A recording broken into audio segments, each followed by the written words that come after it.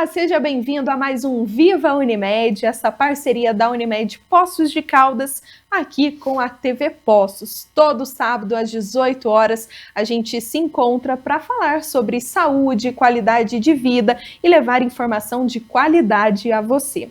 Hoje, em especial, a gente vai falar sobre sono e a qualidade do nosso sono. Para isso, estamos recebendo o neurologista Dr. Eduardo, que vai explicar um pouquinho mais para a gente sobre como melhorar a qualidade do nosso sono, algumas dicas práticas e também quando devemos ter aí algum acompanhamento médico em relação a isso. Primeiramente, doutor, seja muito bem-vindo. Obrigada por compartilhar um pouquinho aí do seu tempo conosco hoje. Doutor, fala para mim, então, a respeito do sono, né? Quando a gente pode dizer que o sono ele é considerado ruim? É quando a pessoa tem dificuldade para dormir, quando ela acorda muito durante a noite? O que é considerado um alerta em especial? Certo. Muito obrigado pelo convite, Alice. É um tema super interessante a gente falar de sono, da qualidade de sono, da qualidade de vida das pessoas, né? Porque o sono faz parte da nossa vida, da nossa rotina, e muito pouco assim a gente se preocupa, será que essa qualidade está boa? Será que tem algum problema, como você falou? E quando que a gente percebe isso, respondendo a sua pergunta? São vários fatores, tá? Várias coisas podem prejudicar o sono. As pessoas têm a visão errada que, de repente, aquele sono, a pessoa que dorme muito tem um sono bom, tá? E não é bem assim. Às vezes as pessoas têm muito sono porque a qualidade do sono dela está ruim, ou ela tem um distúrbio de sono. Então é importante que as pessoas peguem esses sinais, esses alertas que o sono pode não estar de boa qualidade. E que hoje em dia é muito frequente. Existem várias doenças do sono, vários distúrbios, e dão sinais assim sutis, porque a gente está dormindo e não percebe. Então é interessante que o companheiro, o parceiro, fale, você está roncando muito, você se mexe. O relato de alguém que mora junto é muito importante. Outro detalhe também que pode ser um sinal de alerta é a pessoa que fica cansada o tempo todo. Ela dorme a noite inteira e de repente ela está cansada ainda. Isso não é normal, a gente dormiu a quantidade certa de horas. A quantidade certa é relativo, mas existe uma quantidade que é o suficiente, geralmente 8 horas, algumas pessoas um pouco menos. Mas se a pessoa dorme o suficiente, está cansada no outro dia, ela é um sinal de alerta também, tá? Fora outros sintomas, a gente vai conversando disso, né? Doutor, a insônia pode ser um sinal de alerta também? O que de fato a insônia? É uma dificuldade para dormir? É quando acorda durante a noite? O que é a insônia?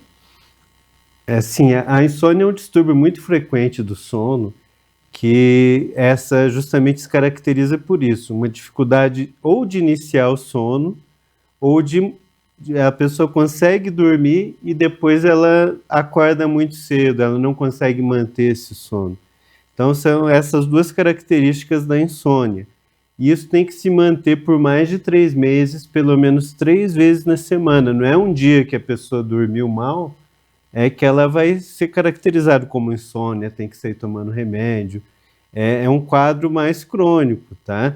Mas é justamente essa dificuldade de dormir. A pessoa vai dormir e de repente está em alerta, tá? Que é uma coisa bem comum hoje em dia, que tem atrapalhado várias pessoas e aí tem consequência no outro dia. Isso é um fator principal também para o diagnóstico.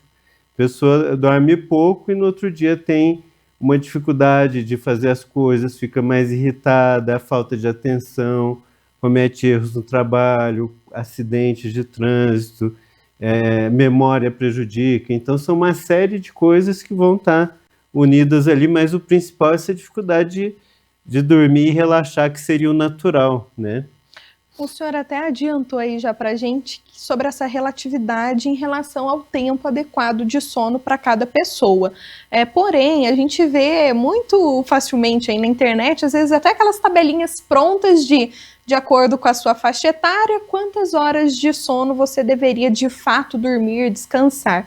Isso funciona na prática ou não? Como saber a quantidade, né, ideal ali de horas para cada indivíduo? Tem como a gente conseguir aí fazer essa própria mensuração ou é necessário realmente um acompanhamento médico?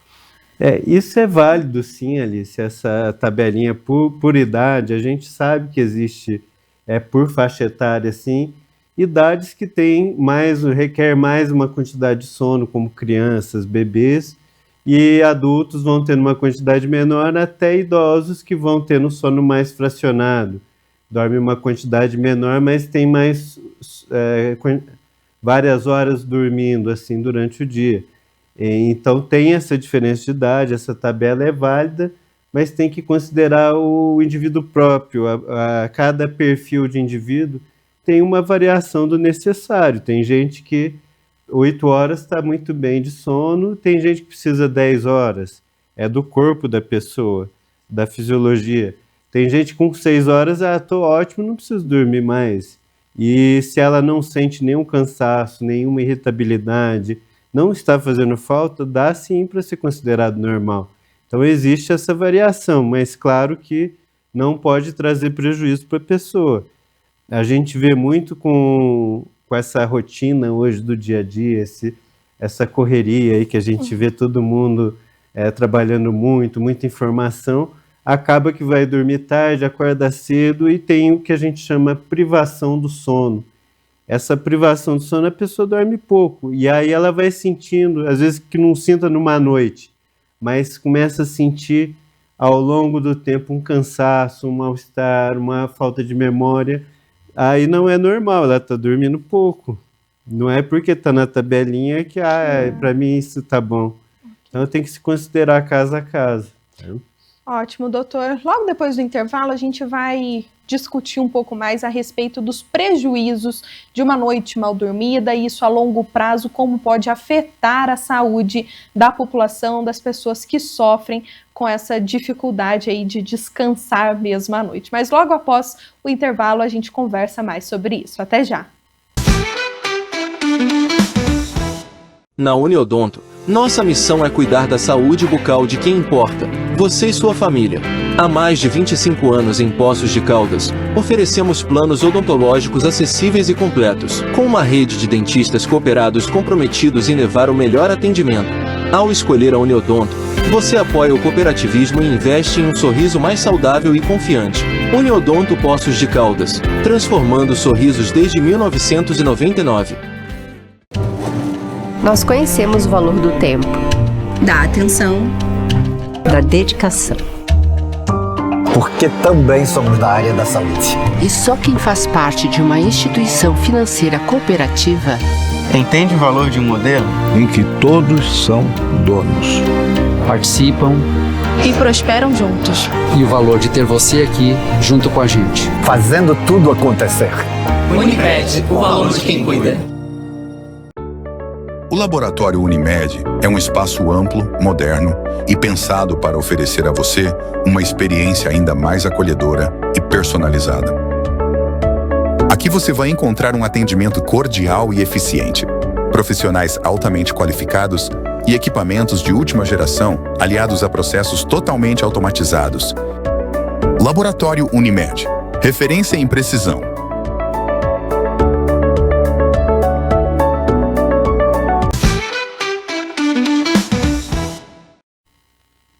O Viva Unimed está de volta hoje falando sobre algo que tem realmente tirado o sono de muitos brasileiros, que é justamente essa dificuldade em desligar, descansar, ter uma boa noite de sono. E a gente estava conversando um pouquinho dessas dificuldades, mas a longo prazo, doutor, essa noite mal dormida, digamos assim, quando se torna recorrente, essa dificuldade, como que isso pode acabar impactando na saúde da população? Essa é uma excelente pergunta, Alice, porque A gente já tem longos estudos aí que verificam isso. A gente sabe, todo mundo já ficou uma noite sem dormir e sente, né, um mal-estar, um cansaço, mas a longo prazo isso é pior. Aí os estudos que acompanharam cientificamente ao longo dos anos, pessoas que têm distúrbios do sono, aí entra, além de insônia, existem outros distúrbios, como a apneia do sono, distúrbios de pernas inquietas, uma série de distúrbios. E acompanhando ao longo do tempo, principalmente a apneia do sono, que é um dos mais estudados, a pessoa ao longo prazo ela tem um risco maior de acidente vascular cerebral, o AVC, né, aquele famoso derrame, que é uma doença grave neurológica, risco maior de infarto, arritmias cardíacas, risco de demência, doença de Alzheimer, por exemplo. E então isso ao longo do prazo, a pessoa dorme mal toda noite e não descobre esse problema de sono, ela vai ter um risco muito maior de ter um problema no envelhecimento, um problema de ter essas doenças mais graves. Então, a ideia é que a gente consiga diagnosticar isso quanto antes e evitar as consequências, porque a noite de sono mal dormida não prejudica só essa noite, vai ao longo prazo, toda noite dormindo mal, vai ter consequências por corpo inteiro. Isso já é bem caracterizado aí na medicina. Algumas pessoas, elas de fato entendem quando estão dormindo mal, reconhecem essas dificuldades. Outras acabam até se acostumando, né, doutor? Acha que é normal você acordar durante a madrugada, as pessoas acabam se acostumando com esse sono mais irregular. Qual que é a recomendação médica, né, para quando procurar de fato ajuda, para que as pessoas não acabem normalizando essa situação e achando que eu não preciso de muitas horas de sono, eu dormindo 2 horas só por noite já tá bom, já descansei e tá ótimo, né? Quando ligar essa luzinha aí de alerta? Acontece muito mesmo isso, porque o que eu falei no começo, a pessoa tá dormindo, ela não sente, às vezes, tá fazendo falta, eu não preciso dormir tanto, é comum a gente ouvir isso. Mas eu não percebo nada, que eu ronco, eu respiro mal à noite. Então a pessoa dificilmente procura o médico. Muitas vezes vale o que eu falei antes, o parceiro falar, teu sono não tá bom, você tá roncando, tá afogando à noite, é sinal de apneia do sono.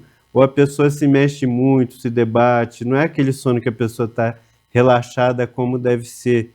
Então o primeiro sinal seria do parceiro, de alguém que mora junto, para dar esse alerta. Muitas vezes a pessoa não tem isso, mora sozinha, e aí fica um pouco mais difícil, mas a pessoa tentar reconhecer isso, de que ela está mais cansada, às vezes está ansiosa, irritada, já tomou antidepressivo, fez tratamento, não está adiantando, talvez é melhor pensar, será que eu estou dormindo bem? A minha qualidade de sono está boa? Quando eu paro, eu tenho sonolência? São algumas perguntas aí que a gente pode fazer para nós mesmos e refletir, porque o sono é uma coisa natural, é importante que tenha um sono adequado, senão vai vir as consequências no futuro, né? Por outro lado, doutor, quais são os riscos da automedicação?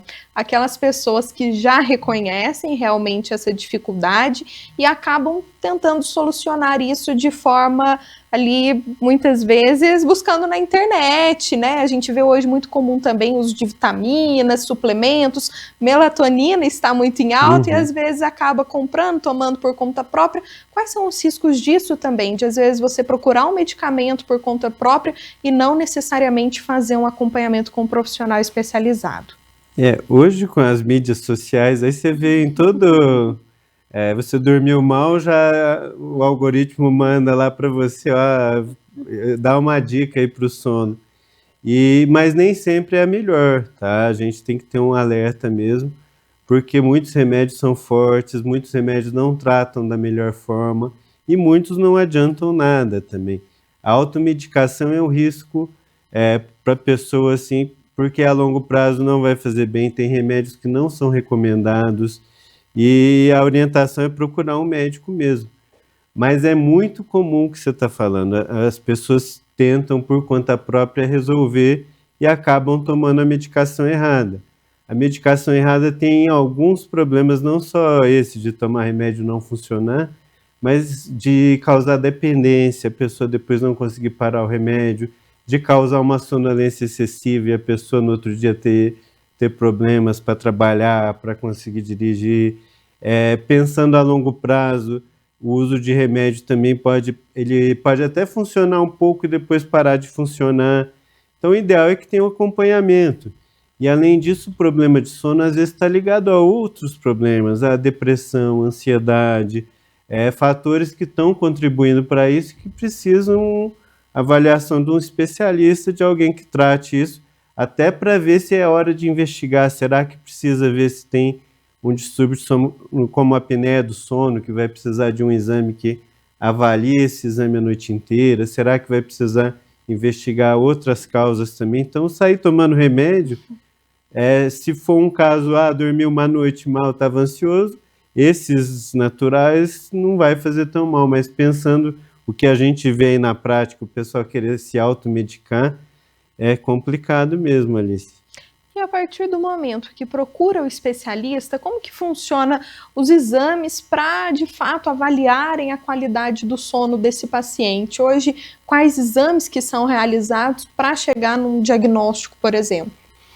A maioria dos distúrbios do sono, a gente tem um diagnóstico só pela anamnese, que a gente chama, só pela a história do paciente, a conversa, e pelo exame físico. A gente consegue muitos detalhes, se a pessoa tem insônia, se a pessoa tem algum distúrbio de movimento, se a pessoa tem esse problema de respiração, que é a apneia do sono, e muitas vezes precisa aprofundar isso com alguns exames, e a gente já tem esses exames há muito tempo, são bem fáceis de fazer, tem na região, aqui em Poços tem, e são exames que aprofundam e a gente consegue ver perfeitamente a qualidade do sono, se a pessoa entra naquele sono mais profundo, sono mais leve, se ela ronca, se ela falta oxigênio, se ela tem essa apneia do sono, que é uma parada de respirar à noite, quantas vezes teve essa parada de respirar à noite, se ela movimenta. Então,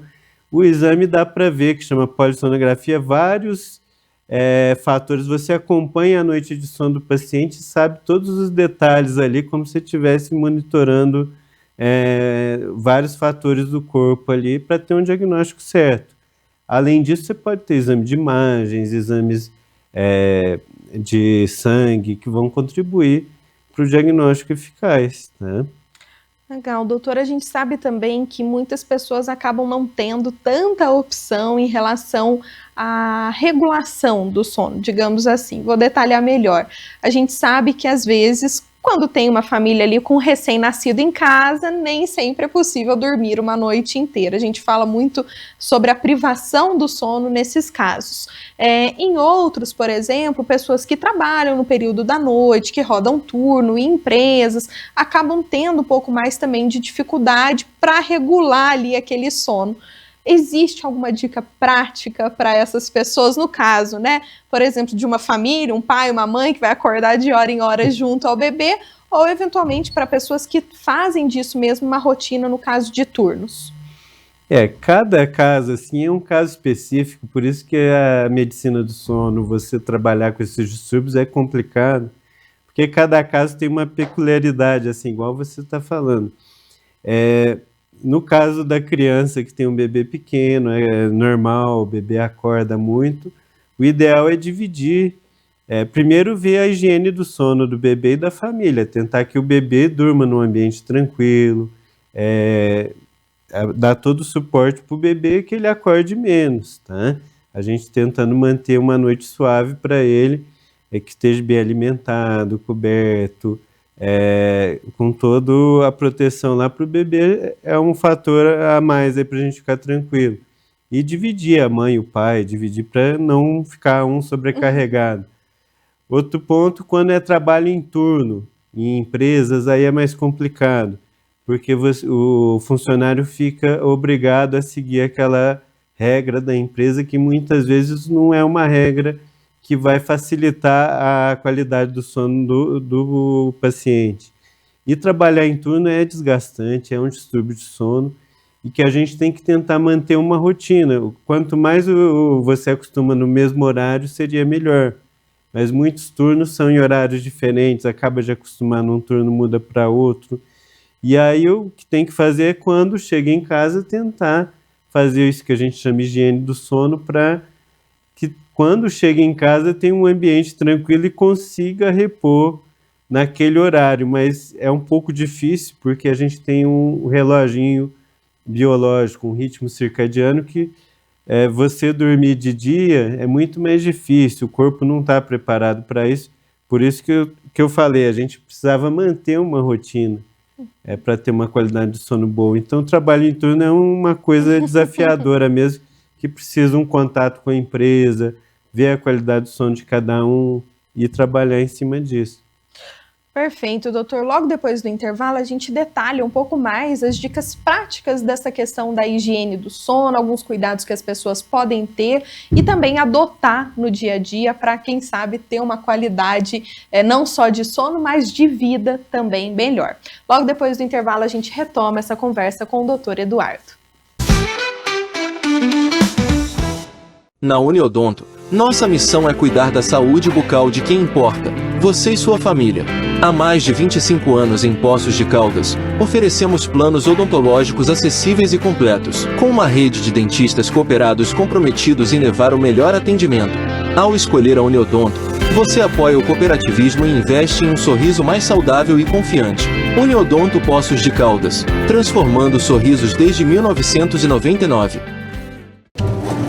Nós conhecemos o valor do tempo, da atenção, da dedicação. Porque também somos da área da saúde. E só quem faz parte de uma instituição financeira cooperativa entende o valor de um modelo em que todos são donos. Participam e prosperam juntos. E o valor de ter você aqui junto com a gente. Fazendo tudo acontecer. Unimed, o valor de quem cuida.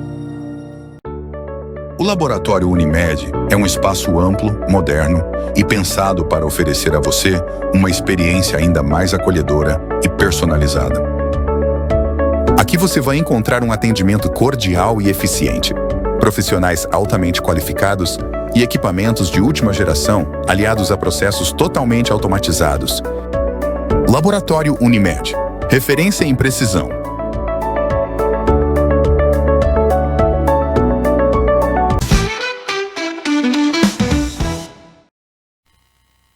O Viva Unimed está de volta hoje, recebendo o neurologista Dr. Eduardo, falando um pouquinho mais sobre o sono e como a gente ter uma qualidade de sono e automaticamente de vida também melhor. Doutor, antes do intervalo a gente estava comentando sobre a higiene do sono, a importância de uma rotina. Dê algumas dicas, então, para manter essa higiene. Questão de telas pode ajudar a desligar um pouquinho antes, a leitura de um livro é recomendado ou não, música, enfim, o que o senhor aí tem de orientação para nos dar? Sim, exatamente, Alice. Nesses dias aí que está essa correria, a gente vive com essa epidemia de correria, de dormir mal, de estar agitado. É importante, a primeira coisa para tentar melhorar o sono é manter essa higiene do sono que a gente fala. O que é a higiene do sono? É você tentar fazer essa limpeza de tudo que pode prejudicar o sono. Então, tirar o excesso de café, o café acaba despertando, evitar dormir com fome ou com sede, dormir no ambiente escuro, confortável, que a cama esteja confortável, silencioso, e principalmente a tela, né, que você citou aí, Alice. A tela é um fator hoje que é um grande vilão aí nosso, porque ela deixa mais alerta, atrapalha a produção da melatonina, e então ela acaba deixando mais desperto numa hora que a gente precisava relaxar. Fora o uso de aparelhos celulares, que a tela inclui nisso, né? Mas a gente aí tem essa interação com a mídia social, inclusive em adolescentes aí em alguns países já tem uma grande força para tirar a mídia social de crianças, porque prejudica o sono e prejudica também o aprendizado, prejudica várias coisas, mas tem projetos aí para tirar a mídia social de crianças abaixo de 16 anos em vários países aí no mundo, porque prejudica, e uma das coisas que prejudica é o sono. Tá? Então, todos esses pequenos fatores que parecem assim pequenos vão fazer diferença. Você não ficar usando o celular à noite, dormir em quarto escuro, estar com um ambiente bem confortável e manter uma rotina de sono. É importante que você mantenha um horário para acordar cedo, acorde sempre no mesmo horário. É muito ruim aquilo, a pessoa acorda um dia às 8, no outro dia acorda meio-dia. Se ela acorda meio-dia, ela não vai ter sono tão cedo e acaba bagunçando. Então, você ter os horários, seguir na medida do possível uma rotina é fantástico também. Então, esses são pequenos detalhes da higiene que vão melhorar a qualidade de vida. Muitas vezes, a pessoa que está dormindo mal, assim, ela muda isso, já vai dormir melhor. Também inclui nisso tirar o uso de tabagismo, cigarros, o álcool também prejudica o sono, dá uma falsa sensação que melhora, mas acaba piorando a qualidade do sono. Então, são vários fatores aí que no dia a dia parecem inofensivos, mas que vão causar problema. E o maior deles, Alice, é a ansiedade, o estresse. Não adianta chegar à noite cheio de problema, preocupação e querer ir deitar. Você só pode ir para a cama quando está com sono. Não adianta você deitar e tá super agitado e ficar esperando que o sono apareça regular. Você tem que chegar em casa, relaxar, pode tomar um banho. Um outro erro que as pessoas fazem é fazer exercício perto da hora de dormir.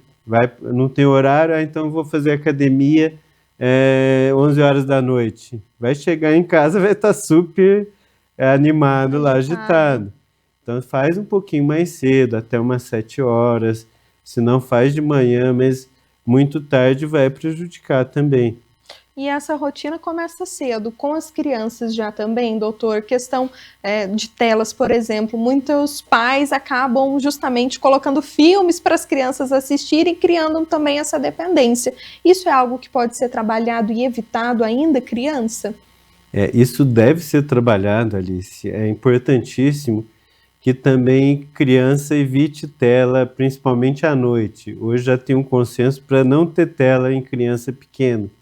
Mas num dia a dia especial, às vezes acontece. Eu tenho 3 filhos, sei como é que é, às vezes não tem jeito. Mas, na medida do possível, manter a rotina. A gente tem que começar com essas medidas de higiene do sono em criança, mesmo crianças pequenas, ela ter o cantinho dela para dormir. É errado isso da criança dormir junto com os pais, tá? Na mesma cama. É ideal que ela aprenda desde cedo a ir dormir no quartinho dela, já desligar a tela no ambiente dela, porque muitos pais fazem a criança ver um desenho e depois joga na cama lá no quarto dela, ela acorda assim, onde que eu tô? E a criança precisa dessa rotina, agora é hora de dormir. E esse hábito vai fazer diferença lá na frente, tá? E também de tirar, à noite a criança tem que ficar mais desligada um pouquinho, assim, a gente acalmar o ambiente. Isso vale para a família inteira. A família desligar um pouquinho, não pode ser aquela agitação, agora dá 10 horas, vamos dormir. Já tem que começar a acalmar a casa para todo mundo dormir, inclusive as crianças. É uma rotina da família. E a importância também da saúde mental para esse sono, né, doutor? Desse acompanhamento junto a outros profissionais. Sim, um dos piores problemas aí que vão refletir no sono é a saúde mental, que hoje também é uma preocupação mundial. O nível de ansiedade está muito alto da população, o nível de depressão.